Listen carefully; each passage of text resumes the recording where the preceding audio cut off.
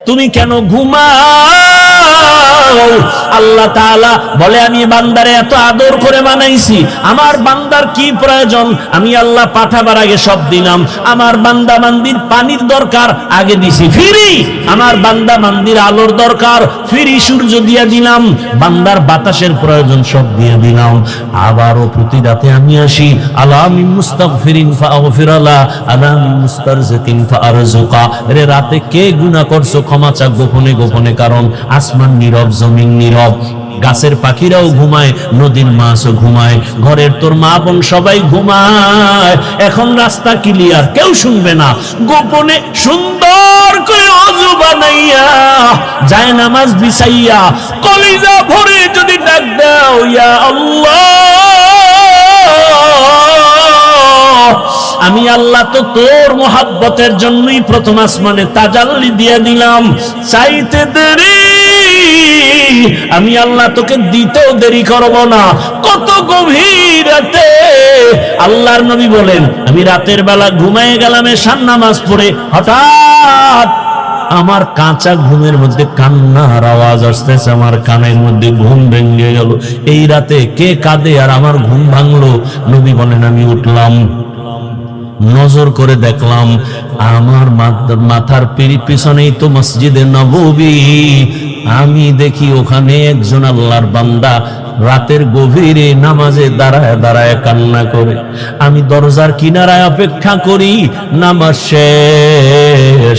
আমি ভাবতেছি মনে হয় অন্য কেউ, তাকায় দেখি না না, জান্নাতের 1 নাম্বার সাহাবী আবু বকর নামাজে দাঁড়ায় গভীর রাতে কান্না করে। আমি আবু বকরকে দেখলাম, আবু বকর আমারে দেইখা চমকে উঠলেন, ইয়া রাসূলুল্লাহ, এ গভীর রাত আপনি কি ঘুমান নাই? বলে, তোমার কান্নায় ঘুম ভেঙে গেল। ও আবু বকর, তুমি কাঁদলা কেন? আবু বকর বলেন, ইয়া রাসূলুল্লাহ, মালিকের আদালতে কেমনে দাঁড়ায়া হিসাব দিব সেই ভয়ে কান্না করতেছিলাম। আমার আল্লাহর আদালতে কেমনে দাঁড়াবো?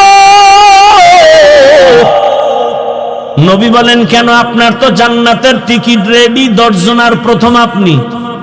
আবু বকর বলেন, ইয়া রাসূলুল্লাহ, আরে আমি আবু বকরের থেকে টিকিটের পাওয়ার তো নবীদের তার বেশি, কিন্তু আপনিই তো বয়ান করেছেন হাসরের ময়দানটা ভয়ঙ্কর হবে, জমিনটা পুরা জমিন হবে হাসরের মাঠ, সূর্যটা নিচে চলে আসবে, সূর্যের গরম মাটির জমিন তামা হয়ে যাবে, ওদিকে জাহান্নামের চিৎকারের আওয়াজ, জাহান্নাম চিল্লায় বলবে, হে মালিক, বেনামাজি গুলো কই, গুনাহগার গুলো আমার পেটের মধ্যে দাও, আমার পেটের মধ্যে ক্ষুধা। নবী, আপনিই তো ভয়ঙ্কর হালাতের কথা বলছেন, জাহান্নামের চিৎকারে হাসরের ময়দানটা থরথর করে কেঁপে উঠবে। এমনকি আমার আল্লাহ রাগ হয়ে আওয়াজ দিবেন, লিমানিল মুলকুল ইয়াউম লিল্লাহিল ওয়াহিদিল কাহ্হার। এত কঠিন আওয়াজ হবে, হাসরের ময়দানটা থরথর করে কাঁপতে থাকবে। ও নবী, আপনিই বয়ান করেছেন এত কঠিন হালাত, নারী আর পুরুষ সব উলঙ্গ দাঁড়াবে হাসরের মাঠে। আম্মা জান আয়েশা বলেন, নবী, মানুষ কি লজ্জা পাবে না? কয়, ওরে আয়েশা, জানো না, এমন ভয়ঙ্কর হালাত হবে, একজনের দিকে আর একজন তাকাবারও হুঁশ হবে না। এমন কঠিন অবস্থায় আল্লাহর নবীরা পর্যন্ত কান্না শুরু করবেন। আদম নবী কান্না করবেন, ঈসা নবী কান্না করবেন, ইব্রাহিম নবীর কান্না, মুসা নবীর কান্না, দাউদ পয়গম্বরের কান্না, নূহ পয়গম্বরের কান্না চলবে। নিজের উপায় নাই, কি উপায় হবে সেই চিন্তা, উম্মতের চিন্তা নাই। ইয়া রাসূলুল্লাহ, এক পর্যায়ে আল্লাহ আবার একটা কঠিন আওয়াজ দিবেন, ওয়ামতাজুল ইয়াউমা আইয়ুহাল মুজরিমুন। আল্লাহ একটা গায়বী আওয়াজ দিয়ে বলবেন, ও গুনাহগারেরা, ও বেনামাজিরা, ও বেপরদাওয়ালারা, যারা কোরআন হাদিস মানো নাই, আলেম ওলামা মানো নাই, নবী রাসূল মানো নাই, আজকে আমার নেককারদের থেকে তোরা আলাদা হইয়া যা, নেককারদের থেকে আলাদা হ, গুনাহগার গুনাহগারেরা ভয়ে আলাদা হবে না। আল্লাহ বলবে আমি কুদরতি ভাবে বাছুনি দিব, বাঁচতে গিয়া যখন ধরে ফেলবো ওই গুনাহগারগুলো বাতাসের মতো উড়িয়া উড়িয়া জাহান্নামের রাস্তায় পড়বে।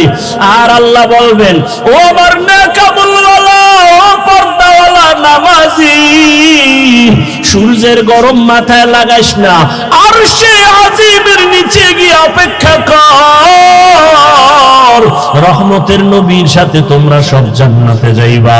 আর যারা গুনাহগার বেনামাজি এদেরকে জাহান্নামের পথে দাঁড় করাইয়া আল্লাহ বলবে ও ফেরেশতারা লাইনে দাঁড় করাও, আর আমি বাম হাতে আমলনামা দিব। ও রহমতের নবী, আল্লাহ যদি আমি আবু বকরকে ডাইকা বলে আবু বকর আমার জান্নাত পাইয়া কি নিয়ে আসছো বলো, আমি যদি বলি আল্লাহ তোমার জান্নাতের মোহাব্বতে তোমাকে পাওয়ার জন্য নামাজ রোজা তেলাওয়াত জিকির নিয়ে আসছি, আল্লাহ যদি বলে আবু বকর আমি যেইভাবে নামাজ চাইছি ওইভাবে হক আদায় করে নামাজ আদায় করো নাই, আমি যেইভাবে রোজা চাইছি ওইভাবে হক আদায় করে তুমি রোজা আদায় করো নাই, তোমার আমল আমার কাছে পছন্দ হয় নাই, সাথে সাথে আমার উপরে জাহান্নামের অর্ডার জারি হয়ে যাবে। ওই সময় আমি আবু বকরের কি উপায় হবে?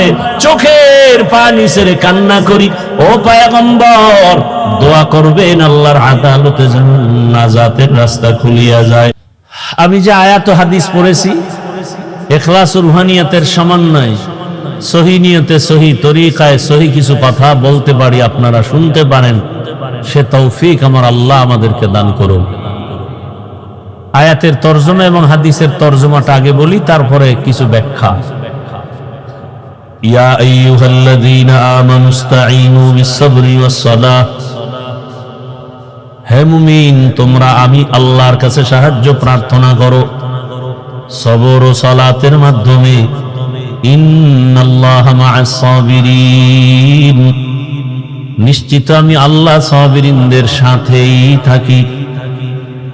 রহমতের নবী বলেন মান ইউরিদিল্লাহু বিহি খাইরান ইউসিব মিন, আল্লাহ যাকে ভালোবাসেন বেশি মোহাব্বত করেন, নবীজি বলেন আল্লাহ তাকে মুসিবত দিয়া পরীক্ষা নিবেন।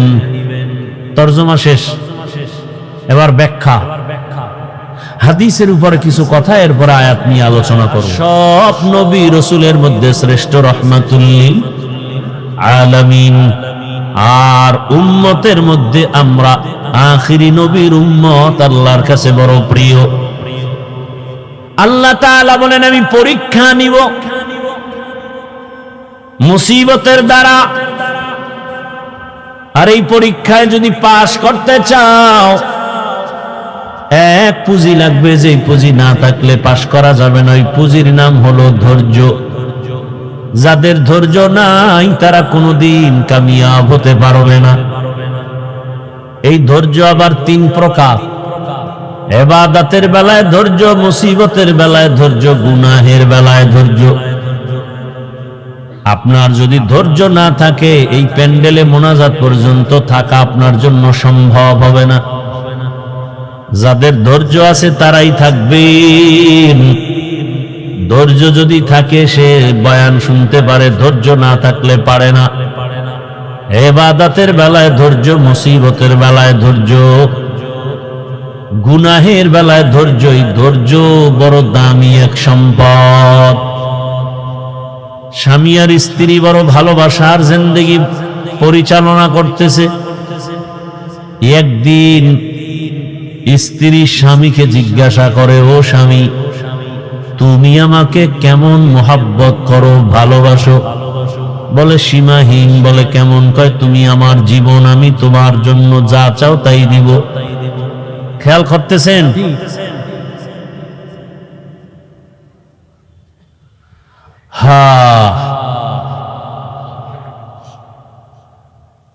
স্ত্রী বলে যা চাইবো তাই দিবা? বলে হ্যাঁ তাই দিব। স্ত্রীও একেবারে সাধারণ মানুষ না, খুব ধর্মের জ্ঞান ট্যান আছে, ধৈর্য আছে। বারবার স্বামীকে বলে যা চাইবো দিবা? দিব, চাওয়া মাত্র দিব। বলে বুঝা খাও, হ্যাঁ বুঝা কইছি। ওয়াদা বলে ওয়াদা, স্ত্রী পরীক্ষামূলক বলে আমাকে 3 তালাক দিয়া দাও। স্বামীর মাথা ঠিক আছে না, গরম হয়ে গেছে। বললা কি কই না ওয়াদা করলা, যা চাইবো তাই দিবা, দাও তালাক দাও। স্ত্রীর কথা শুই না স্বামী বলে কল্লা যেতে পারে, তালাক তোমাকে দিব না, কারণ তোমার মতো একটা আবেদা স্ত্রী পেয়ে আমার জীবন বড় ধন্য। দুইজনের মধ্যে একটু বাক বিতণ্ডার সমাধানের জন্য জামানার নবীর দরবারে রওয়ানা।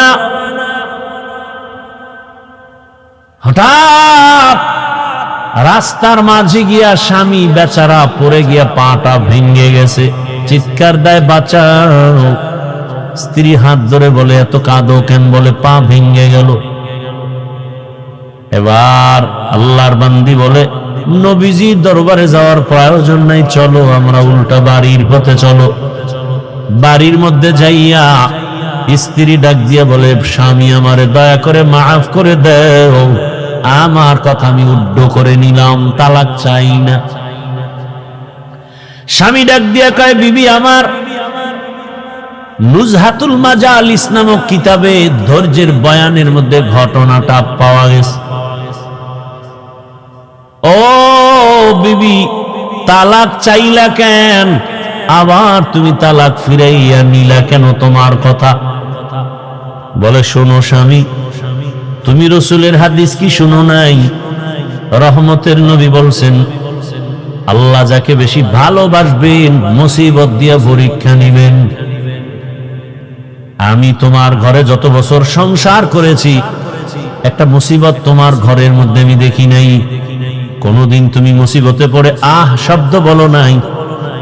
আমি বুঝলাম যেখানে মুসিবত নাই সেখানে রহমত নাই, যেখানে রহমত নাই সেখানে আমিও থাকতে চাই না, তালাক চেস। হঠাৎ রাস্তার মাঝে গিয়ে তুমি পড়ে গেছো, তোমার পা ভেঙ্গে তুমি চোখের পানি ছেড়ে কান্না করেছ। মুসিবত আমি বুঝতে পেরেছি রহমত নাজিল হয়েছে। মুসিবত আসছে, যেখানে মুসিবত আছে সেখানে রহমত আছে, আর যেখানে রহমত আছে আমিও সেখানে আছি।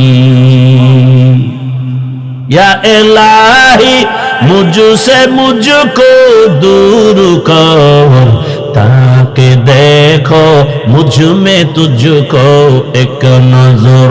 या इलाही तू मेरा माबूद है, या इलाही तू मेरा माशूक है। আল্লাহ যাকে বেশি ভালোবাসবেন তাকে মুসিবত দিয়া পরীক্ষা নিবেন।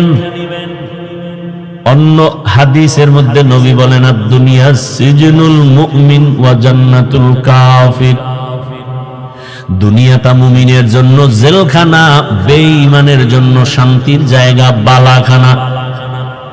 যত শান্তি দুনিয়ায় মুমিন কখনো শান্তি পাবে না, বেঈমান শান্তি পাবে দুনিয়ায়, মরার পরে অশান্তি শুরু হবে, শেষ হবে না। আর মুমিন কষ্ট করবে দুনিয়ায়, মরণ পরে এমন শান্তি শুরু হবে আর কোনোদিন শেষ হবে না। দুনিয়ায় শান্তি, পরকালে কষ্ট বেঈমানের জন্য। দুনিয়ায় কষ্ট, পরকালে শান্তি মুমিনের জন্য। তবে মুমিন যদি আল্লাহর উপরে ভরসা করে, যদি একটু আখেরাতের লাইনে আগাইতে থাকে, দুনিয়ায় বান্দা সম্মান পাবে, বোনাস। আল্লাহ যাকে বেশি মহব্বত করেন তাকে মুসিবত দিয়া পরীক্ষা নেন। এই রকম হাজার উদাহরণ যদি টানি সারা রাত চলে যাবে। আমার রহমতের নবী, যার কোনো গুনাহ নাই, সন্দেহ করলে ঈমান চলে যাবে। আল্লাহ যাকে স্পেশাল করে বানাইছেন, শহীদেরাও জাহান্নামে, মাওলানাও জাহান্নামে। 3 নাম্বার ব্যক্তি হবে যারা মাদ্রাসা মসজিদে দান সদকা করে। কইবে ধর, এই বহু ফকিন্নির মাঝে তোরে টাকাওয়ালা বানাইছি, করছো কি আল্লাহ? মাদ্রাসা মসজিদ কেন করছো? কয় দিনের জন্য। হ্যাঁ, মানুষ জানে দিনের জন্য, কিন্তু আমি ভিতরেরটা জানি। 50,000 টাকা দান কইরা চায়ের দোকানে চাপাবাজি করছো, গুড়া মসজিদ তুই কইরা দিছ। তোর নামে আলহাজ না লাগাইলে মাথা গরম। দান করার পরে তোকে মারহাবা না বলার কারণে তোর মেজাজ গরম, পারো না টাকা ফিরাই নিয়ে যাও। জাহান্নামের ফেরেশতাই নাফরমানের ধর, জাহান্নামের শিকল লাগায়া জাহান্নামে নাও। ও আমার প্রিয় বাবারা, যুবক, পর্দার আড়ালের মা বোনেরা, বৃদ্ধ বাবাজিরা, শহীদের হালাত যদি এমন হয়, মাওলানাদের হালাত যদি এমন হয়, মাদ্রাসা মসজিদ করনেওয়ালা দানবীরের হালাত যদি এমন হয়, একটু একটা মিনিট চিন্তা করেন আপনার আমার উপায় কি হবে। জিন্দেগি মে বন্দগি তু করনা হে, जिंदगी में बंदगी तू करना है, जिंदगी बे बंदगी शर्मिंदा है, जिंदगी बे बंदगी शर्मिंदा है। दुनिया में हो दुनिया का तालबगान ना हो, बाजार से गुजर हो खरीदार ना हो। ये दुनिया एक मिसल कागज फूल है, ये दुनिया एक मिसल कागज फूल है, जिंदगी में बंदगी तू करना है, जिंदगी बे बंदगी शर्मिंदा है, जिंदगी बे बंदगी शर्मिंदा है, जिंदगी में बंदगी कुन बंदगी, बंदगी बे जिंदगी शर्मिंदगी। ভাইরা আমার, বলার সময় কই আল্লাহ তাআলা বলেন, আমি চাই না আমার আদরের কোন বান্দা বান্দি জাহান্নামে যাবে। আল্লাহ কখনোই চান না কেউ জাহান্নামে যাবে। আল্লাহ চান না হিন্দুরা জাহান্নামে যাক, খ্রিস্টানেরা জাহান্নামে যাক, ইহুদিরা জাহান্নামে যাক। আল্লাহ মোটেই চান না। বলে তার প্রমাণ, আল্লাহ বলেন আমি সব সময় তওবার দরজা খুলে রাখছি।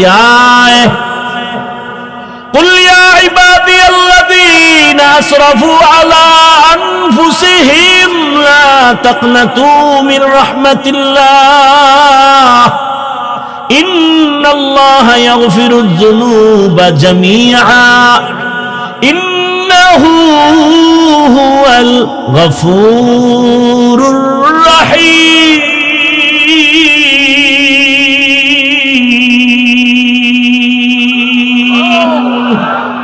गर तवक्कुल मी कुनी हर सुबह शाम मेरा साना दरिस्क तू अज़ला मकाम जुज़बा हक़ची ज़े मखाअज इंसुजा फज़ले उआ मस्ते दर जुमला जहा। আল্লাহ বলেন, ও আমার প্রিয় বান্দা বান্দিরা, আয় আমার দরজা খোলা। কি পরিমাণ গুনাহ করেছো? বান্দা বলে 40 বছরের গুনাহ তো বিশাল, হিমালয় পাহাড়ও ছাড়াইয়া গেছে আমার গুনার এত বড় স্তূপ। আল্লাহ কয়, তুই যদি আসমান বরাবর গুনাহ করে ফেলো, বিশাল বড় লবণের পাহাড়। কিসের পাহাড়? লবণের বিশাল বিশাল বড় পাহাড়। যত বড় বড় লবণের পাহাড়, একটু যদি সমুদ্রের পানি ধাক্কা লাগায়, লবণের পাহাড় বিলীন হতে কয় হাজার বছর লাগবে? মুহূর্তের ভিতরে। বলছি না সত্য কথা জবাব দিয়েন ভালো করে। কয় মাস? মুহূর্তের ভিতরে। মুহূর্তের মধ্যে সমুদ্রের পানির ধাক্কায় লবণের পাহাড়, যেমন বিশাল পাহাড়। কোন কাজের লোকেরা যদি বলি তোমরা 500,000 মানুষ কাজ করে লবণের পাহাড়, এখান থেকে তুমি তাড়াতাড়ি সাতক্ষীরায় নিয়ে যাও, সময় লাগবে নি? বুঝে না, অনেক সময়। কিন্তু সমুদ্রের একটা পানির বাড়ি মারলে মুহূর্তে বিলীন হয়ে যাবে। আল্লাহ কয়, রে গোলাম, কি পরিমাণ গুনাহ করেছো, কয় পাহাড় বানাইছো। দুনিয়ার আসমান বড় বড় যদি গুনার পাহাড় বানাও, আমার রহমতের পানির বাড়ির সাথে সাথে তো গুনার পাহাড় চুরমার হয়ে যাবে। আতিনা ফি দারে দুনিয়া না হাসান, আতিনা ফি দারে উকবা না হাসান, ইয়া গিয়াসাল মুস্তাগীসিন ইহদিনা লিফতিখারা বিল উলুমে ওয়াল গিনা। হর গরিদে নেক তু তৈয়ার হে, जो न मांगे उससे तू बेजार है। আল্লাহ তাআলা বারবার ডাকেন, আসো, তওবার দরজা খুলে দিলাম, আসো। এজন্যই তো আল্লাহ পাক আয়াতে বলেন, ও মুমিন সাহায্য প্রার্থনা করো। আল্লাহ পাক মুমিনকে বলছেন, কোন বেঈমানকে বলেন না কেন? এর সংক্ষিপ্ত জবাব হলো, জান্নাত শুধু মুমিন পাবে, কোন বেঈমান কখনো জান্নাত পাবে না। জান্নাত কারা পাবে? মুমিন, কোন বেঈমান পাবে না। কিন্তু একটু আগেই কিন্তু আমি বলছি, আল্লাহ চান না কোন বান্দা বান্দি জাহান্নামে যাবে। এই হলো এক কথা। আর এক কথা কি, জমিনে যত মানুষ আসছে নাই আসবে, সবার নামে জান্নাতে আলাদা আলাদা বাড়ি নাম লেখা বরাদ্দ করা। নমরুদ নামে একটা জান্নাত আছে, জান্নাতে ঘর আছে আলাদা। ফেরাউনের নামে জান্নাতে ঘর আলাদা। বেশ্যা তাসলিমার নামেও জান্নাতে ঘর আলাদা। এক কথায় দুনিয়ার সব মানুষের নামে নামে নামে নামে জান্নাতে ঘর। কিন্তু কোন বেঈমান জান্নাত পাবে না, এ কথাও সত্য। আল্লাহ কাউকে জান্নাত জাহান্নামে দিতে চান না, তাও সত্য। তাহলে বেঈমানরা না পাইল, ওদের জান্নাত বানানো যে নির্ধারিত করা আছে, জান্নাত কি হবে? ফেরাউনের জান্নাত কোথায় যাবে? নমরুদের জান্নাত। আল্লাহ বলেন, যারা আমার মুমিন, আমার ইবাদত যথার্থ করবে, আমি আল্লাহর নামের জান্নাত তো দিবই, বেঈমানের বানানো জান্নাত আমি আমার আদরের মুমিনদের বোনাস দিয়ে দিব। या इलाही तू मेरा माबूद है, या इलाही तू मेरा माशूक है। ভাইরা আমার, আল্লাহ মুমিনকে বলেন সাহায্য চাও। সাহায্য চাওয়ার জন্য আল্লাহ বললেন মুমিনকে। এখন এখানে তিনটা কথা, সাহায্য কেন চাইব, কিভাবে চাইব, কার কাছে চাইব, তিনটা কথার জবাব। আল্লাহ মুমিনকে সাহায্য চাইতে বললেন কেন? বলে দুনিয়াতে কেউ কারো সাহায্য ছাড়া জমিনে চলতে পারে না। দুনিয়ার কেউ সাহায্য ছাড়া চলতে পারে না। এতগুলো মানুষ আপনারা বসে আছেন আমার বয়ান শোনার জন্য। আমি কি পুরো পরিপূর্ণ মানুষ? কয় না। এখানে আসা পর্যন্ত আমার গাড়ি লাগছে, গাড়ি টেনে আছে আমার ড্রাইভার। গাড়ি যদি একটু নষ্ট হয় আমার আসতে ঝামেলা, আবার ড্রাইভার থাকলেও হবে না, পাম্পে গিয়া ওখান থেকে তেল নিতে হবে। পাম্পের যারা বসা আছে ওরা সব বেশিরভাগ মূর্খ, তেমন শিক্ষিত টাইটেল নিয়ে ওখানে বসে নেই। আমি যদি বলি আমি এত বড় বক্তা, তোর মতো মূর্খের থেকে তেল নিব না, কয় তাই তুই মর। কারণ আমাগো গরিবের কাছে আসবি না, তোর গাড়ির মধ্যে জীবনে তেল যাবে না। আল্লাহ কোন মানুষকে স্বয়ং সম্পূর্ণ বানান নাই। আল্লাহ সাহায্য চাইতে বললেন কেন? আল্লাহ তার এক জবাব দিয়ে কোরআনে বলেন, ওয়া খুলিকাল ইনসানু যায়ীফা, আমি মানুষকে বড় দুর্বল করে বানাইছি। মানুষের মতো দুর্বল কোনো প্রাণী বানাই নেই। মানুষ এত দুর্বল, পিপিলিকার কাছেও দুর্বল। আল্লাহর বানানো ক্ষুদ্র পিপিলিকার কাছে আমরা দুর্বল। একটা দুর্বল মানুষের বানানো জিনিসের কাছেও মানুষ দুর্বল। 2 টাকা দামের একটা বেলেট বানাইছে মানুষ, ওই বেলেটের কাছেও সব মানুষ দুর্বল। কি এই যে স্থান বানাইছে মানুষ, এই মানুষ এই স্থানের বাড়ি খেয়া জাগাত নাই। ইট বানায় মানুষ, ইটের একটা টুকরা পড়ছে, জাগাত শেষ। তাহলে মানুষ নিজের বানানো বস্তুর কাছেও দুর্বল, আল্লাহর বানানো ক্ষুদ্র পিপিলিকার কাছেও দুর্বল। পিপিলিকায় যদি মেজাজ গরম করে, একটা বনিয়াদমরে ঘুমাতে দিব না, খাইতে দিব না। কোন বনিয়াদম খাইতেও পারবে না, ঘুমাতে পারবে না। মশায় যদি আন্দোলন শুরু করে, আদম সন্তানের কপালে আর ঘুম জুটবে না। কি জিন্দেগি বরবাদ হয়ে যাবে। তাহলে আমরা মশার কাছেও দুর্বল, পিপিলিকার কাছেও দুর্বল। আমাদের মতো দুর্বল কোনো প্রাণী নাই। এই কথা যেমন সত্য, আমাদের মতো শ্রেষ্ঠ জমিনে কেউ নাই, এ কথাও সত্য। দুর্বল হইয়া আবার শ্রেষ্ঠ হয় কেমনে? ধৈর্য হবে শোনার। দুর্বল সে আবার শ্রেষ্ঠ হয় কেমনে? হ্যাঁ, দুর্বলতাটাই শ্রেষ্ঠত্বের কারণ। যেমন আপনাদের ঘরের মধ্যে শিশু বাচ্চা আছে, আবার বড় ছেলে মেয়েও আছে। ভালো করে বুঝেন,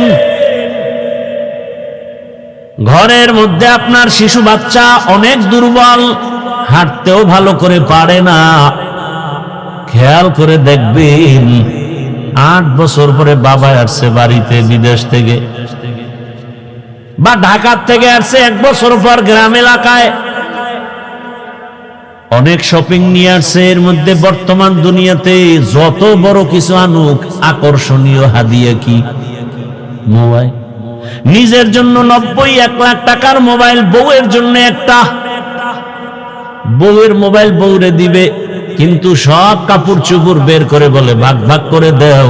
ছেলের জামা মেয়ের জামা মোবাইল 2টা আলাদা রাইখে দিছে ড্রেসিং টেবিলের উপরে, ওটা প্যাকিং করা, ইনটেক। ছেলে একটা বড়, ওর তো নজর হেন, ও কাপড় চুপড়ের দিকে তাকায় নাই। ও গিয়া ইনটেক প্যাকেটটা ধরছে, লাখ টাকার মোবাইলের প্যাকেটটা যখন ধরছে না, বাবাই দিছে থাম, এই মোবাইল ধরিস না। ছেলের মনে একটা কষ্ট আছে, বাবা এতদিন পরে বাড়ি আসছো, ধমক দিলা কেন? অভিমান কইরা সন্তান অন্য জায়গায় বা রুমে গিয়া চুপচাপ বসে আছে রাগ করে। বাবা সব গুছাই টুছাই, ও ইনটেক মোবাইল টেবিলে রাইখে গেছে বাথরুমে। কোন রুমে? বলেন বলেন। আমরা বাথরুম, শিক্ষিত ভদ্র যারা, এরা বাথরুম কয় না, কি কয়? ওয়াশরুম। ওয়াশ কয়নি? বাথরুমে ওয়াশ করা চূড়ান্ত ভাবে উচিত না, কারণ বাথরুম হলো জিন শয়তানের আড্ডাখানা। বাথরুম কখনো ওয়াশরুম হতে পারে না। একান্ত যদি আপনার বাথরুম ওয়াশরুম বানাতে হয়, মাঝখানে পার্টিশন লাগায় দেন, বাথরুম আলাদা থাকবে, ওয়াশরুমে আপনি ওযু বানাবেন, যা করবেন, ওয়াশরুম আলাদা, পর্দা লাগায় নেন। না হয় আরো উত্তম হবে, বাথরুম আলাদা থাকবে, আপনার ওয়াশরুম থাকবে আলাদা। কি কম কারে কম? দুনিয়ার সব মিস্ত্রিগুলো সব এক নায়কতন্ত্র ভাবে বেসিনটা দিয়ে তুইবে বাথরুমের ভিতরে। এরপরে কমোড তো সব চেয়ার হাই, লো কমোড নেই, সব চেয়ারে বয়ে বয়ে বয়ে বয়ে টেলিভিশন দেখবে বাথরুমের ভিতরে। কি আর বলবো? ওয়াশরুম নয়, বাথরুম তো বাথরুম, সেটা ওয়াশরুম হয় কিভাবে? আমাদের অনেক ওলামায়ে কেরামের বিরুদ্ধাচরণ করেন, উচিত না। বাথরুমে খালি পায়ে যাওয়া যাবে না, খালি মাথায় যাওয়া যাবে না, তো অ্যাক্সিডেন্ট হবে, দুর্ঘটনা হবে, কারণ জিনের আড্ডাখানা প্রত্যেকটা বাথরুম। খুব খেয়াল করিয়েন, ওলামায়ে কেরাম থাকলে ভুল হলে ধরায় দিয়েন, জায়গায় দাঁড়ায় যাবেন। কিন্তু আপনি ওয়াশরুমে যদি খালি পায়ে যান, খালি মাথায় যান, বাধা নাই, বাথরুমে যাওয়া নিষেধ, খালি পায়ে যাওয়া যাবে না। এবং সেখানে ঢুকতে কিন্তু নিয়ম আছে, বাম পা দিয়া ঢুকবা, ডান পা দিয়া বের হওয়া। ওয়াশরুমের এই কিন্তু নিয়ম নাই। যাক, অনেক কথা, কি কথার থেকে এখানে আনছি? নো, এর আগের কথা কি? ওই যে বাথরুমে গেল, এখন ওই যে শিশু বাচ্চা আছে না, বড় ছেলে ইনটেক প্যাকেটটা হাত দিছে, মাথা গরম, ছেলে গিয়া অভিমান করে আর এক রুমে হইয়া রইছে। এদিকে বাবায় ওয়াশরুমে যাওয়ার পরে ছোট বাচ্চাটা ওটারে আস্তে আস্তে করে খুলছে, খুইলে এবার ওটার থেকে বের কইরা, এটা তো ডাইন বাম বুঝে না, এমন জোরে একটা আছাড় দিছে ফ্লোরে, জাগাত 1 লাখ নাই। বাথরুমে বাবা আওয়াজ পেয়ে মাথা গরম, দরজাটা খুইলা দেখে আকাম কে করছে, ছোট বাচ্চা, কলিজার টুকরা। বাবায় কিছু কয় না, খালি চোখ গরম করছে। বাচ্চাটা বাবার চোখের দিকে তাকায় কান্দে দিছে, চুম্বুকের মতো আকর্ষণ। বাবায় হাত বাড়ায় কোলে টাইনা, আব্বু কাঁদিস না, তোরে কিছু বলি নাই। দুর্বলতাই সম্মানের কারণ। বাচ্চার উপরে এত কেন দুর্বল? বাচ্চার উপরে সবার মায়া কেন কয় দুর্বল? আল্লাহ বান্দারে মায়া করেন কেন কয় জিনের থেকেও দুর্বল, ফেরেশতা থেকেও দুর্বল। আল্লাহ বলেন এই দুর্বলতা আমি মর্যাদা বাড়ায় দিছি। আবার পুরুষের মধ্যে, মানুষের মধ্যে নারীরা দুর্বল, এজন্য পুরুষের থেকে নারীর সম্মান বেশি। নারীরা দুর্বল, এজন্য তাদের মর্যাদা বেশি। এরা চাইলেই জুমায় যেতে পারবে না, চাইলেই ঈদগাহে যেতে পারবে না, চাইলেই যুদ্ধের ময়দানে যেতে পারবে না। আল্লাহ কয় এরা দুর্বল। ও নবী জানায়া দেন, আমার বান্দি যারা জুমায় যেতে পারবে না, রৌদ্রের তাপ সইতে পারে না, এদের শরীর বড় নরম, এরা বাহিরের কষ্ট সহ্য করতে পারবে না, জানায়া দেন তোমরা ঘরে থাইকা জোহরের নামাজ আদায় করো। পুরুষেরা জুমায় গিয়া যা পাবে তুমি ঘরে বৈশা সেই সওয়াব পেয়ে যাবা। পুরুষেরা জানাজায় গিয়া যা পাবে, আম্মাজান ঘরের মধ্যে আপনি তাই সওয়াব পাবেন। পুরুষেরা যুদ্ধে গিয়া শহীদ হবে, আর আপনার শহীদ বাচ্চা প্রসবকালে যদি মা দুনিয়া থেকে বিদায় নেয়, আল্লাহ কয় নবী জানায়া দেন আমি তাকেও শহীদের মর্যাদা দান করব। যত দুর্বল সম্মান বেড়ে গেল। ও মানুষ, তুই বড় দুর্বল। বলে এবার দুর্বল তো এক লাইনে বললাম, আর এক লাইন মেধার বেলায় তুই দুর্বল, খানার বেলায় দুর্বল, ঘুমের বেলায় দুর্বল। দুনিয়াতে বড় বড় খাদক আছে, নীল তিমি আছে, বড় বড় সাগরের মধ্যে নীল তিমি। এক একটা নীল তিমির প্রতিদিনের খাদ্য তালিকা 1000 কেজি চিংড়ি মাছ। কি বলবেন? নাউজুবিল্লাহ, সুবহানাল্লাহ। না সারা দিন বিড়িটা নেই, সুবহানাল্লাহ, তো সময় লাগে। আল্লাহ হেদায়েত দান করুন। পৃথিবীতে একটা পাহাড় আছে কোহে কাফ, ওই পাহাড়ে একটা প্রাণী বসবাস করত, নাম হলো সিমর্গ। এই প্রাণীটার প্রতিদিনের খাদ্য তালিকা 40টা মোটা তাজা হাতি। বাদ দেন, ঢাকায় যান চিড়িয়াখানায়, ওখানে বাঘের খানা কত? বাঘের প্রতিদিনের খাদ্য তালিকায় লেখা 17 কেজি গোশত প্রতিদিন একটা বাঘের খাদ্য। আপনাকে এই থানায় কেউ পারবে? 3 বেলায় 17 কেজি গোশত মারতে পারবে? না পারলে কয় হুজুর ধাক্কা ধাক্কিটা চলে খাওয়ার জন্য। ডাক্তার বলছে মিষ্টি খাবি না, হারাম মরবি। হে সবে বরাতে মসজিদে গেছে মিষ্টি খাওয়ার জন্য, খাইতেই হবে। ডাক্তারের মানা নাই, আবার বাচ্চা একটা লগে লয়ে গেছে। নিছো ভালো কথা, তোমার বন্টনে একটা প্যাকেট, সে বাচ্চাটাও নিছে, এবার ভাগ দিয়ে আর একটা প্যাকেটের জন্য হাত দিছে। আরেকজনে পিছন দিয়ে দেখে যে আমি একটাই ভাই, 2টা নেওয়ার পরে আরেকটা টানে, ওর হাতেরটা ধরে টান দিছে, লাগছে দুইজনে কিলাকিলি। কিলাকিলিতে প্যাকেট সব পায়ের তলে ভর্তা। শেষ পর্যন্ত চাইয়ে দেখে এই কিলাকিলির মধ্যে মসজিদে কেউ নাই, ওরা দুইজন ছাড়া। মসজিদ থেকে বাইরে এখানে মিষ্টিও গেছে, জিন্দেগি বরবাদ, এই মসজিদে আমুনা মিষ্টির প্যাকেট ঠিক মতো পাইলাম না কেন? এর নাম নফসে খাওয়ামা। নফস তিন প্রকার, আর বাঙালির একটা নফস বেশি আছে, এটার নাম খাওয়ামা। এটা শুধু খানা চায়। আর এমনি আল্লাহর ভাষায়, ইসলামের পরিভাষায় নফস তিন প্রকার, আম্মারা, লাওয়ামা, মুতমাইন্না। আর বাঙালির আর একটা বেশি, আল্লাহ হেদায়েত দান করুন। একজনে বলে রাস্তা দিয়ে রওনা হইছে, আর এক ভদ্রলোক আল্লাহ ভক্ত, সে মেহমান সারা খানা খায় না। তা আজকে আরে পাইয়া লাইছে, ভাই মেহমান আনলেই বরকত, ঘরে আসলেই বরকত, রসুলের হাদিস। এখন সেই সময়ের খাদ্য বড় প্রধান রুটি। মেহমান আসছে তো একটু গোশতের আয়োজন করি, তো রুটি আইনা দিয়া গোশত আনিয়ে দেখে যে রুটি খাইয়া লাইছে মাঝখানে। কি করবো, ওদিকে রুটি বাজতে দেরি, গোশত আনতে দেরি, বা গোশত দিয়ে আবার রুটি আনতে গেছে, রুটি বানাইয়া রেডি করে আনতেন, গোশত নাই। এইভাবে 10 বার আপ ডাউন করণে কি পরিমাণ রুটি ভিতরে ঢুকছে, ওদিকে পাতিল খালি। পরে জিজ্ঞাসা, ভাই আপনি যাইবেন কই? ডাক্তারের কাছে। কেন? কয় রুচি নেই। ভদ্রলোক কয়, ভাই আল্লাহর রাস্তা আপনি যান তাড়াতাড়ি, তবে অনুরোধ এই পথ দিয়ে আর ফেরত আইয়েন না। গরতাওয়াক্কুল মিকুনিহার সবহশাম মিরাসানাদ রিজকে তু আজলা মাকাম। কত রাত ঘুম মারলেন? আল্লাহর দিনের জন্য একটু ঘুম কমাবেন, একটু কম ঘুম হবে। এতটুকু ধৈর্য হচ্ছে না, আমিও ছেড়ে দিব, অনেক দূরে যেতে হবে।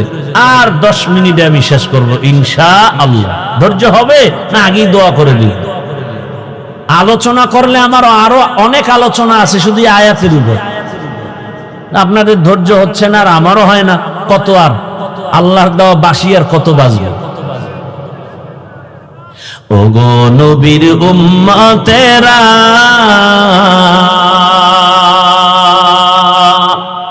হয়ে আজি দিশাহারা,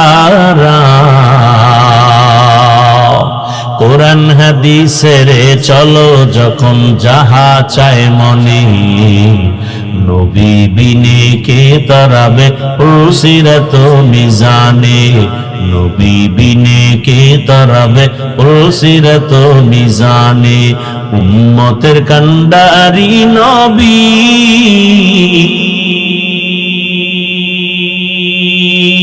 কাঁদছেন উম্মতের লাগি,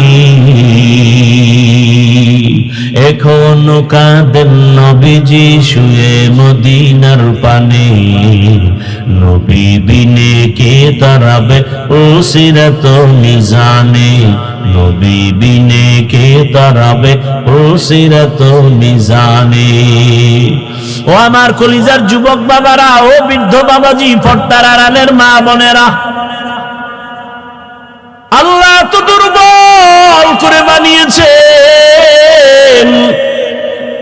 কিন্তু মর্যাদা সবার উপরে দিয়েছেন। মানুষের মতো দামি কেউ নাই। আমরা মেধার বেলায় দুর্বল, সবাই কিন্তু MBBS ডাক্তার, সবাই ডিগ্রি নিয়ে বসে আছে চেম্বারে, কিন্তু একে অপরের কাছে দুর্বল। নাক কান গলার ডাক্তার পেটের রোগ ঠিক করতে পারে না, মেডিসিনের ডাক্তার নাক কান গলার উপরে বিশেষজ্ঞ না। আল্লাহ এক একজনের এক এক সাইড আগায় দিছে, এক সাইড দুর্বল রাখছে, জানো, অহংকারী করার সুযোগ না পাও। আমি কোরআনের বয়ান করি, কিন্তু ফতুয়ার কাজ আমার না।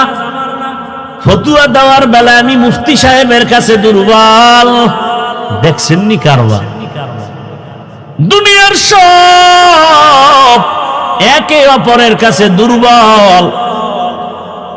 আল্লাহ এত দুর্বলতা দিয়ে বানাইলেন, এদিকে দুনিয়ার জমিনে যে আমি জান্নাতের পথে আগাবো, দুনিয়ার জমিনটাও বড় ভেজালওয়ালা, দুর্বল। চতুর্দিকে গুনাহ গুনাহ আগাইতে পারি না। আবার আমার পেছনে 3 দল শয়তান আমারে আটকানোর চেষ্টা করে, মানুষ শয়তান, জিন শয়তান, নফস শয়তান। এত কিছুর মধ্যে আমি কিভাবে আগাবো? সাহায্য না নিলে চলবে না। সাহায্য ছাড়া চলবে না।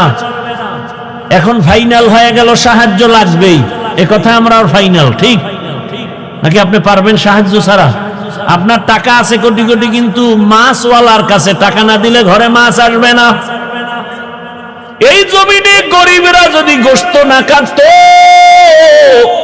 বড় লোকের কপালে কোনোদিন গোশতের খানা পেটে যাইত না। নদীর মধ্যে গরিবেরা গিয়া কি পরিমাণ কষ্ট করে মাছ ধরে, ওই গরিব যদি আমাকে মাছ এনে না দিত তো আমার কপালে মাছ আসতো না। আল্লাহ তাআলা দুর্বল বানায় রাখছেন। এবার সাহায্য চাবো, এটাই ফাইনাল। তবে কার কাছে সাহায্য চাবো বুঝেননি? কার কাছে চাবো?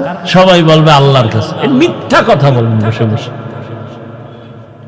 আল্লাহর কাছে সাহায্য চাইতেই হবে যদি আপনার 100 বিশ্বাস আর বাস্তবায়ন করতেন।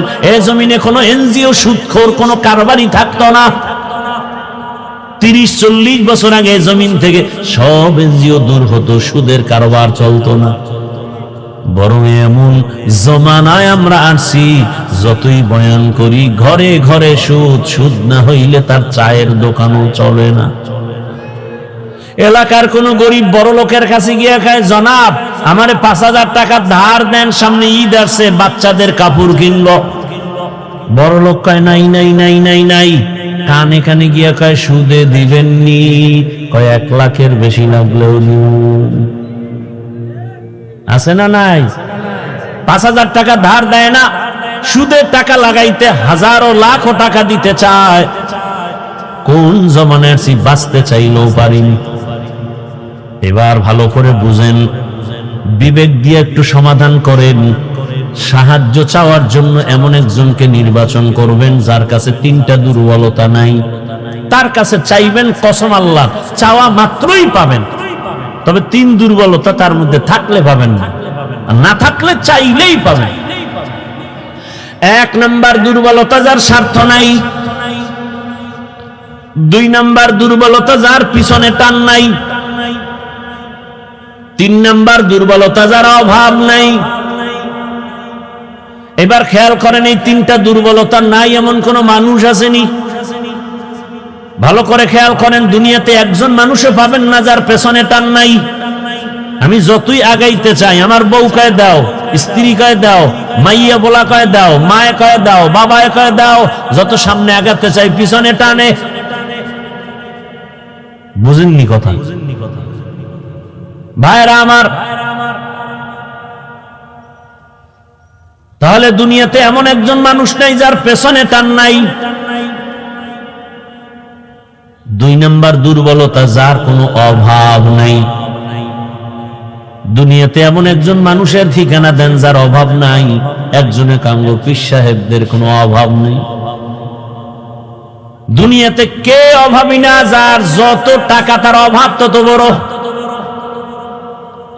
রিক্সা ড্রাইভারের 100 টাকায় অভাব শেষ, লক্ষ টাকার মালিকের লাখ টাকায় অভাব শেষ হয় না। এক কথায় দুনিয়াতে এমন একটা মানুষ নাই যার অভাব নাই। দুনিয়াতে এমন একজন মানুষ নাই যার পেছনে টান নাই। কয় দুর্বলতা গেল?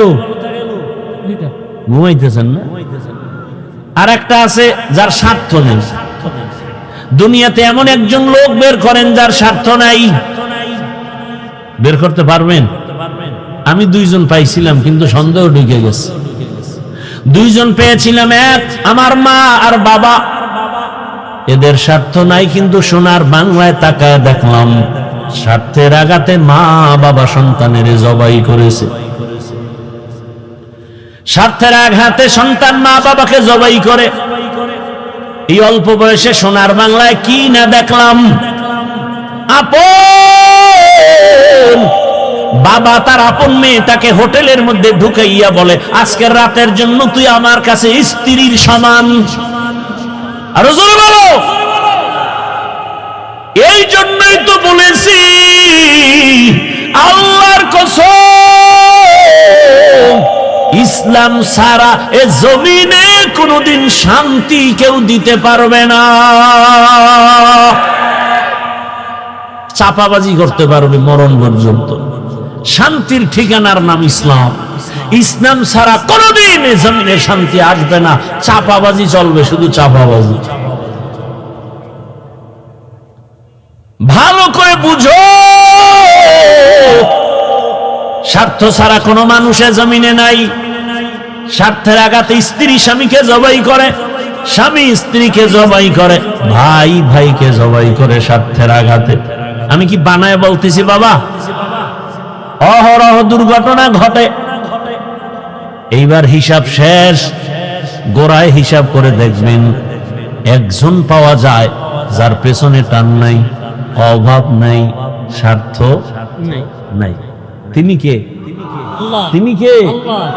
ইয়া আইয়ুহান নাস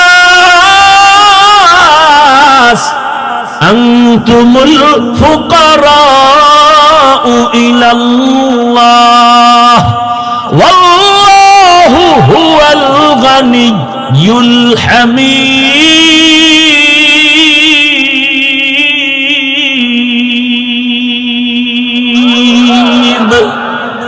বরতাওয়াক্কুল মিকুনিহার সুবহশান বিরসানাত রিজকে তু আজলামাকা।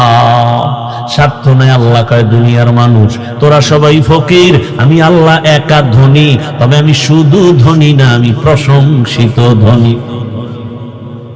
দুনিয়ার ধনীদের বদনাম আছে না নাই? 5 টাকা দিয়া 50 টাকার এহসান জিতায়, খোটা দেয়, খোটা তো অমুকে তা আমার টাকায় চলে। আল্লাহ কয় আমি এহসান করি কিন্তু এর বিষয়ে কোনো খোটা দেই না, বরং আমি আল্লাহ এমন কোন রাত নাই আমি আমার বান্দাকে দেওয়ার জন্য দরজা খুলি না। অতি গভীর হয় রজনী যখন, নীরবে প্রভুর নাম জপিও তখন। প্রভুর করুণা যদি পাইবারে চাও, গভীর রাতে উঠে প্রভুর গুণগান গাও। ও আমার যুবক বাবারা, আমার আল্লাহ প্রতি রাত প্রথম আসমানে আসেন নেওয়ার জন্য না দেওয়ার জন্য? বলেন বলেন। কাকে দিবেন? বান্দাকে। বান্দাকে দেওয়ার জন্য আসেন। কখন আসেন? শেষ রাতে। কোন দিন? প্রতিদিন আসেন দেওয়ার জন্য। তোমার যদি লাগতো তুমি কেন ঘুমাও? আল্লাহ তাআলা বলে আমি বান্দারে এত আদর করে বানাইছি, আমার বান্দার কি প্রয়োজন আমি আল্লাহ পাঠাবার আগে সব দিলাম। আমার বান্দা বান্দির পানির দরকার আগে দিছি ফ্রি, আমার বান্দা বান্দির আলোর দরকার ফ্রি সূর্য দিয়ে দিলাম, বান্দার বাতাসের প্রয়োজন সব দিয়ে দিলাম। আবারও প্রতি রাতে আমি আসি, আলামিন মুস্তাগফিরিন ফাগফিরালা, আলামিন মুস্তারজিকিন ফারজুকা। রে রাতে কে গুনাহ করছো ক্ষমা চা গোপনে গোপনে, কারণ আসমান নীরব, জমিন নীরব, গাছের পাখিরাও ঘুমায়, নদীর মাছও ঘুমায়, ঘরের তোর মা বোন সবাই ঘুমায়। এখন রাস্তা ক্লিয়ার, কেউ শুনবে না। গোপনে সুন্দর করে ওযু বানাইয়া যায় নামাজ বিছাইয়া কলিজা ভরে যদি ডাক দাও ইয়া আল্লাহ, আমি আল্লাহ তো তোর মোহাব্বতের জন্যই প্রথম আসমানে তাজাল্লি দিয়ে দিলাম। চাইতে দেরি আমি আল্লাহ তোকে দিতেও দেরি করব না। কত গভীর রাতে আল্লাহর নবী বলেন আমি রাতের বেলা ঘুমায়ে গেলাম এশার নামাজ পড়ে, হঠাৎ আমার কাঁচা ঘুমের মধ্যে কান্নার আওয়াজ আসতেছে, আমার কানের মধ্যে ঘুম ভেঙে গেল। এই রাতে কে কাঁদে আর আমার ঘুম ভাঙলো? নবী বলেন আমি উঠলাম, নজর করে দেখলাম আমার মাথার পিছনেই তো মসজিদে নববী। আমি দেখি ওখানে একজন আল্লাহর বান্দা রাতের গভীরে নামাজে দাঁড়ায় দাঁড়ায় কান্না করে। আমি দরজার কিনারায় অপেক্ষা করি, নামাজ শেষ। আমি ভাবতেছি মনে হয় অন্য কেউ, তাকায় দেখি না না, জান্নাতের 1 নাম্বার সাহাবী আবু বকর নামাজে দাঁড়ায় গভীর রাতে কান্না করে। আমি আবু বকরকে দেখলাম, আবু বকর আমারে দেইখা চমকে উঠলেন, ইয়া রাসূলুল্লাহ এ গভীর রাত আপনি কি ঘুমান নাই? বলে তোমার কান্নায় ঘুম ভেঙে গেল। ও আবু বকর তুমি কাঁদলা কেন? আবু বকর বলেন, ইয়া রাসূলুল্লাহ, মালিকের আদালতে কেমনে দাঁড়ায়া হিসাব দিব সেই ভয়ে কান্না করতেছিল। আমার আল্লাহর আদালতে কেমনে দাঁড়াবো? নবী বলেন, কেন? আপনার তো জান্নাতের টিকিট রেডি, 10 জনের প্রথম আপনি। আবু বকর বলেন, ইয়া রাসূলুল্লাহ, আরে আমি আবু বকরের থেকে টিকিটের পাওয়ার তো নবীদেরটার বেশি, কিন্তু আপনিই তো বয়ান করেছেন হাসরের ময়দানটা ভয়ঙ্কর হবে, জমিনটা পুরা জমিন হবে হাসরের মাঠ, সূর্যটা নিচে চলে আসবে, সূর্যের গরম, মাটির জমিন তামা হয়ে যাবে, ওদিকে জাহান্নামের চিৎকারের আওয়াজ, জাহান্নাম চিল্লায়ে বলবে, হে মালিক, বেনামাজি গুলো কই, গুনাহগার গুলো আমার পেটের মধ্যে দাও, আমার পেটের মধ্যে ক্ষুধা। নবী আপনিই তো ভয়ঙ্কর হালাতের কথা বলছেন, জাহান্নামের চিৎকারে হাসরের ময়দানটা থরথর করে কেঁপে উঠবে। এমনকি আমার আল্লাহ রাগ হয়ে আওয়াজ দিবেন, লিমানিল মুলকুল ইয়াউম লিল্লাহিল ওয়াহিদিল কাহ্হার। এত কঠিন আওয়াজ হবে, হাসরের ময়দানটা থরথর করে কাঁপতে থাকবে। ও নবী আপনিই বয়ান করেছেন, এত কঠিন হালাত, নারী আর পুরুষ সব উলঙ্গ দাঁড়াবে হাসরের মাঠে। আম্মা জান আয়েশা বলেন, নবী মানুষ কি লজ্জা পাবে না? কয়, ওরে আয়েশা জানো না, এমন ভয়ঙ্কর হালাত হবে, একজনের দিকে আর একজন তাকাবারও হুঁশ হবে না। এমন কঠিন অবস্থায় আল্লাহর নবীরা পর্যন্ত কান্না শুরু করবেন। আদম নবী কান্না করবেন, ঈসা নবী কান্না করবেন, ইব্রাহিম নবীর কান্না, মুসা নবীর কান্না, দাউদ পয়গম্বরের কান্না, নূহ পয়গম্বরের কান্না চলবে। নিজের উপায় নাই, কি উপায় হবে সেই চিন্তা, উম্মতের চিন্তা নাই। ইয়া রাসূলুল্লাহ, এক পর্যায়ে আল্লাহ আবার একটা কঠিন আওয়াজ দিবেন, ওয়ামতাজুল ইয়াউমা আইয়ুহাল মুজরিমুন। আল্লাহ একটা গায়বী আওয়াজ দিয়ে বলবেন, ও গুনাহগারেরা, ও বেনামাজিরা, ও বেপরদাওয়ালারা, যারা কোরআন হাদিস মানো নাই, আলেম ওলামা মানো নাই, নবী রাসূল মানো নাই, আজকে আমার নেককারদের থেকে তোরা আলাদা হইয়া যা, নেককারদের থেকে আলাদা হ, গুনাহগারেরা ভয়ে আলাদা হবে না। আল্লাহ বলবে, আমি কুদরতি ভাবে বাছুনি দিব, বাঁচতে গিয়া যখন ধরে ফেলবো, ওই গুনাহগার গুলো বাতাসের মতো উড়িয়া উড়িয়া জাহান্নামের রাস্তায় পড়বে। আর আল্লাহ বলবেন, ও আমার নেকামুলওয়ালা, ও পর্দাওয়ালা নামাজি, সূর্যের গরম মাথায় লাগাইস না, আরশে আজিমের নিচে গিয়ে অপেক্ষা কর, রহমতের নবীর সাথে তোমরা সব জান্নাতে যাইবা। আর যারা গুনাহগার বেনামাজি, এদেরকে জাহান্নামের পথে দাঁড় করাইয়া আল্লাহ বলবে, ও ফেরেশতারা লাইনে দাঁড় করাও, আর আমি বাম হাতে আমলনামা দিব। ও রহমতের নবী, আল্লাহ যদি আমি আবু বকরকে ডাইকা বলে, আবু বকর আমার জান্নাত পাইয়া কি নিয়ে আসছো বলো, আমি যদি বলি আল্লাহ তোমার জান্নাতের মোহাব্বতে তোমাকে পাওয়ার জন্য নামাজ রোজা তেলাওয়াত জিকির নিয়ে আসছি, আল্লাহ যদি বলে আবু বকর আমি যেইভাবে নামাজ চাইছি ওইভাবে হক আদায় করে নামাজ আদায় করো নাই, আমি যেইভাবে রোজা চাইছি ওইভাবে হক আদায় করে তুমি রোজা আদায় করো নাই, তোমার আমল আমার কাছে পছন্দ হয় নাই, সাথে সাথে আমার উপরে জাহান্নামের অর্ডার জারি হয়ে যাবে। ওই সময় আমি আবু বকরের কি উপায় হবে? চোখের পানি ছেড়ে কান্না করি, ও পয়গম্বর দোয়া করবেন আল্লাহর আদালতে যেন নাজাতের রাস্তা খুলিয়া যায়। ও আমার যুবক বাবারা, বৃদ্ধ বাবাজিরা, পর্দার আড়ালের মা বোনেরা, আমি যে এত কষ্ট করে আপনাদের যত বয়ান শুনাইছি, আমি একবারও কিন্তু বলি নাই মাদ্রাসায় আসো, স্কুল ছেড়ে দাও, কলেজ ছেড়ে দাও, না যে পড়ো স্কুলে পড়ো, দাবি নাই। তুমি ডাক্তার হও, ইঞ্জিনিয়ার হও, প্রফেসর হও, এসপি হও, ডিসি হও, এমপি মন্ত্রী যাই হও না কেন, অনুরোধ করি বাবা, তোমার মতো কত যুবক স্কুল কলেজে ভরিয়াও নামাজ ছাড়ে না, দাড়ি কাটে না, নিজের বিবেকটাকে জিজ্ঞাসা করো, তোমার কপাল কেন খারাপ, তুমি পারো না কেন? তোমার মতো কত যুবক রাস্তায় গাড়ি চালায়, 5 বেলার নামাজ পড়ে নাই, বলো তুমি কেন পারবা না? তোমার মতো যুবক র্যাব, আর্মি, পুলিশ, বিডিআর এর চাকরি করে নামাজ পড়ে, তুমি কেন পারো না? তোমার মতো যুবক তাকায় দেখো, নদীর মধ্যে মাছ ধরে নামাজ পড়ে, কৃষি কাজ করে নামাজ পড়ে। নিজেকে জিজ্ঞাসা করো তোমার কপালে কার বরদোয়া লাগছে? মা বাবার, নাকি শিক্ষকের, নাকি উলামায়ে কেরামের? না হয় তোমার মতো যুবক যদি দুনিয়ার সব লাইনে চাকরি করে, ব্যবসা করে, নামাজ পড়ে, তুমি পারো না কেন?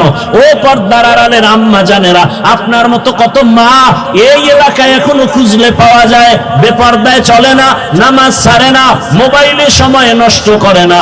ও আম্মা জানেরা, বোনেরা, মনটা কি চায় না একজন আদর্শমান ডাক্তারের মা হয়ে যাবেন? আপনার সন্তানের ব্যবহারে শিক্ষকরাও দোয়া করবে, আপনার সন্তানের আচরণে আলেম ওলামাও দোয়া করবে, আপনার সন্তান ডাক্তারি করবে, নামাজ পড়বে, কোরআন তেলাওয়াত করে আপনাদের জন্য দোয়া করবে। এরে আম্মা জান, যদি এমন চান আপনাকে আদর্শবান হতে হবে। আর জমিনে রহমতের নবীর আদর্শ থেকে সুন্দর আদর্শ আর নাই।